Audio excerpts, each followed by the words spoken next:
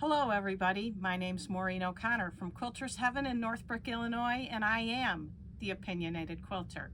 Today's episode is the world's greatest scrap quilt, but before we get to that, let's get to my opinion. Just because a pattern says to do something a certain way doesn't mean you have to do it. Take a critical view at your pattern instructions and decide if there's a better way to construct your unit, if there's a better way to make it to save fabric. Today we're going to talk about half square triangles. In many directions, it tells you to take, the pattern instructions tell you to take a larger square and sew along 1/4 inch away from the edge and then cut diagonally across.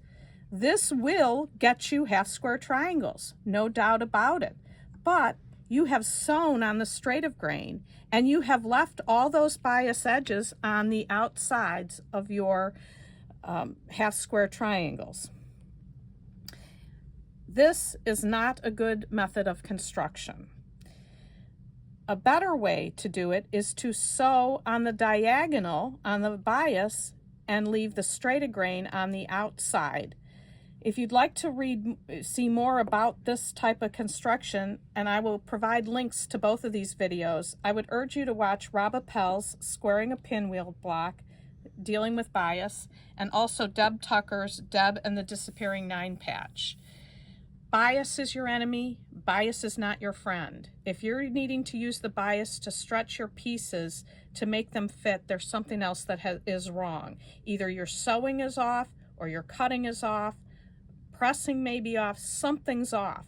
So better to leave your straight of grain on the outside and leave the bias edges sewn. Now, another thing that I see in pattern instructions oftentimes is taking a square, drawing a line corner to corner, sewing on that line, and then cutting 1/4 inch away from the line, and then the rest of this is all waste. Well, that either ends up in the garbage in the landfill or in your scrap bin, and you have to figure out another use for it. When we all know that if you take a larger square and draw a line either down the center and sew 1/4 inch away, or draw 2 lines on either side of the center, in any event you want to sew, and cut, and you get 2 half square triangles. This square is 2.5 inches, this square is 3 inches. You get 1 from here in waist, 2 from half square triangles from here, and very, very little waste. Much better way to construct your half square triangles. Enough of half square triangles. Let's get to the world's greatest scrap quilt. In the shop, we produce an enormous amount of scraps. We make a lot of store samples. We make a lot of quilts for ourselves. We have so many scraps, we're always looking for ways to use our scraps. Here are a few examples of scrap quilts that I've made. This is just a simple 4-patch on point, but I had to add framing squares and setting triangles, and then I added 2 borders. This is the on-point block I showed you in the on-point quilt, which I did use a good amount of 2.5 inch strips and 1.5 inch strips as I made 2 quilts, but I had to add sashings, cornerstones, setting triangles. Here's 2 quilts from Strip Your Stash of Gudrun Erla's. Great book, uses 2.5 inch strips and really good looking quilts. Here's 2 I made, which I did take down to 1.5 inch strips. Really nice, but I needed a lot of background. Here's another one from the same book, pared it down to 1.5 inch strips, but I needed a white background. And here's the last one I'm going to show you today, is the curved log cabin from Janine Burke. And I used 2.5 inch strips for this, but then I needed a contrast for the other side of the log cabin. So my fat side of my logs are scraps, but my skinny side was all yardage. So what's the common thread between all these scrap quilts? They all needed the addition of something. Hence, the world's greatest scrap quilt. It's called Chip Off the Old Block from the Teacher's Pet. It was originally written for a jelly roll, and it's 35 blocks set 5 by 7. So you use 35 of your jelly roll strips. Not bad. 5 put in your scrap bin. And also in jelly rolls, sometimes there's just a fabric you don't care for. So this is a really good jelly roll quilt, but it's also the world's greatest scrap quilt. What makes this quilt work is 2 things. One is that your eyes have a place to rest. You need some fabrics in here that looks like solids or are solids. And you also need things that go together. This quilt here, I did not add a border to. The original pattern does call for a border, but you don't have to add anything at all if you don't want to. So in order to make this quilt, the first thing I do is I go to my scrap bin and I take out things that look good together. I just take things that I like and put them in the box. In this quilt, I would not have put this fabric in it. While the color blue looks good and the orange is not bad, this is not a quilt that says basketballs to me. So I would put this in a different scrap quilt. Here's another one I wouldn't put in. Here's a plaid with cream, black, brown, and it actually does have red and blue in it, but you can hardly see the red and the blue. But this doesn't say plaid quilt to me either. So I don't just pick up any scrap and just sew every mishmash together. To me, it makes a better quilt to have things that go nicely together. So now I've got my bin of fabrics that I think go together, and I'm going to cut a few more than I really need because I may be sewing things together and decide that I don't like this particular fabric in the quilt, so I can toss it back into my scrap bin and use it in something else. So here's the block to this quilt. It consists of 5 2.5-inch squares, 1 6.5-inch piece, 1 8.5-inch piece, and 2 4.5-inch pieces. You can see it here, and when you construct it, you put one vertically and one horizontally, and that goes across the quilt. So now I'm going to start cutting, and when I have a fabric, I want it to be in all these positions. I want some squares, I want some pieces. Now when you're in the scraps, you might not have enough of it to get all of the different positions, but you just do the best you can. And then if I run out in the middle of cutting a block, I try to pick something that the colors are kind of similar. So, and this is a piece I have from my scrap bin. I'm going to cut an 8.5-inch piece. And I'm going to set that up there. And now this is going to make a 2.5-inch square, hopefully.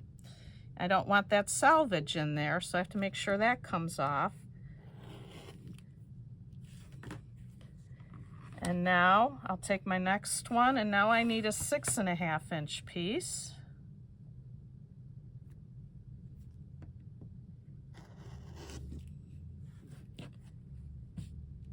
And can I get a 4.5, or is this going to be a 2.5? Nope, I can get the 4.5. If this was over here and had the selvage in it, I would end up making a 2.5-inch piece.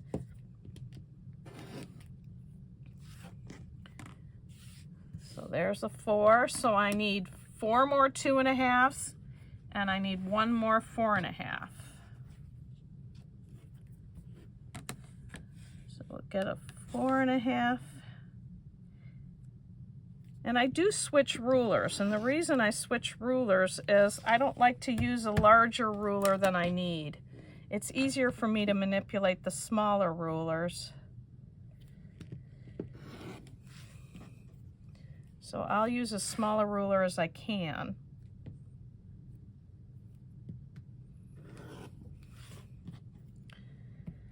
So now I have this little piece left, and what I would do now is, because I don't have enough for a 2.5-inch, I'm going to cut a 1.5 inch, and that's going to get set aside to put in my 1.5 inch pile.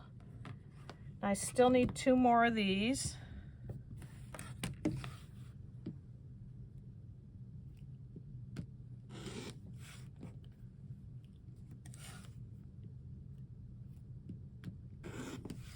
And that's 1 block.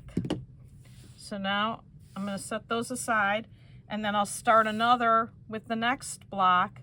When that next block is done, I'll put it up here, and at any time I can count this stack and I'll know how many blocks I have cut.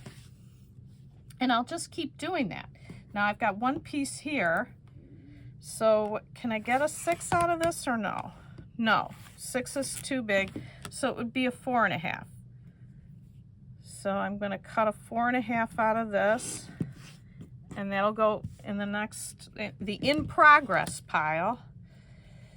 And here's another 1.5. I think I need a new blade.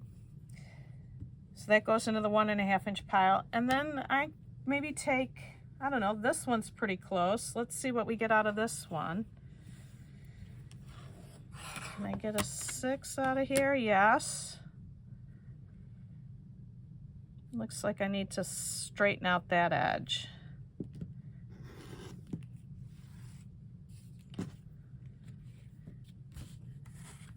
So I'll just keep doing this until I get this next 9 pieces for the block made. This looks like I can get the 8 out of it. Can I? No. So I'll do a 4.5.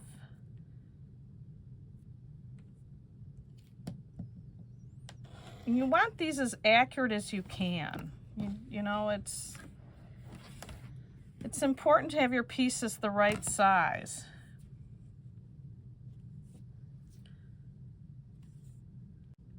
Now I finished cutting a 3rd block here. So once I get all the pieces here, I again move them up to the finished pile. And you can see I have a distribution of the different fabrics in all the different positions.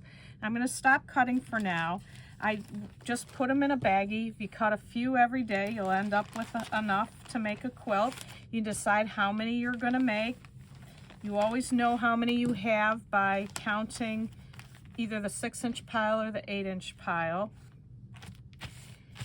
And that's how I make the world's greatest quilt. Now you can also, greatest scrap quilt I should say, you can also change the size on them. I've done both of these in 2-inch strips, so it's a 6-inch block. I love this color combination for boys. You know, it's always hard to make boy quilts, but I find the navy, gray, black and white turns out great. This I took stash, I wouldn't call it scraps. I took stash and just cut a bunch of 2-inch strips from my purples and my greens. And I'm loving this one too. The other thing besides 2.5-inch strips, like I said earlier, that I saved the 1.5-inch pieces, I also have made a 1.5-inch piece block, and that comes out to be 4 inches finished. So these are tiny, but awfully pretty, don't you think? So there's my world's greatest scrap quilt, Chip Off the Old Block by Teacher's Pet. I hope you'll get a copy for yourself so that you can use up your scraps and make beautiful quilts. See you next time. Thanks for watching. Thanks for watching. If you liked this video, please give me a thumbs up and subscribe to our channel. You can put any comments or questions in the comment section. And if there's any topics you'd like me to cover in the future, please put them there as well. And I will do my very best to cover those topics in the future. You can also check me out on Instagram at Quilters Heaven Inc. Thanks again for watching. My name is Maureen O'Connor from Quilters Heaven, and I am the Opinionated Quilter.